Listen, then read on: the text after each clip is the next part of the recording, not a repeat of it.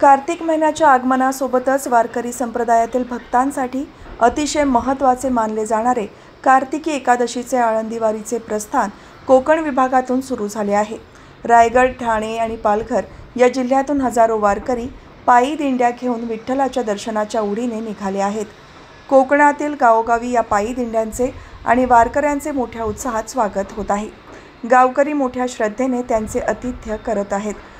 वारीच्या मुक्कामाच्या ठिकाणी प्रवचन, हरिपाठ आणि कीर्तन यासारखे धार्मिक कार्यक्रम आयोजित केले जात आहेत, ज्यामुळे गावांमध्ये आध्यात्मिक वातावरण निर्माण झाले आहे।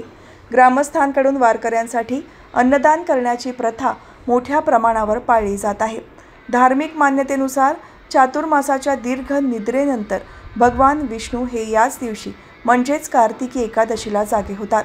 त्यामुळे या एकादशीला प्रबोधिनी एकादशी असेही म्हटले जाते। आषाढी एकादशीप्रमाणेच कार्तिकी एकादशीलाही हजारो वारकरी संत ज्ञानेश्वर महाराजांच्या समाधीचे दर्शन घेण्यासाठी आळंदीला पायी चालत जातात। कार्तिक महिन्याच्या पहिल्या दिवसापासूनच या वारीला सुरुवात होते। कार्तिकी एकादशीच्या निमित्ताने वारकरी मोठ्या संख्येने आळंदी येथे दाखल होतात। या दिवशी संत ज्ञानेश्वर महाराजांचे महत्त्व अधिक मानले जाते आणि त्यांच्या संजीवन समाधी सोहळ्यासाठी विविध कार्यक्रमांचे आयोजन केले जाते।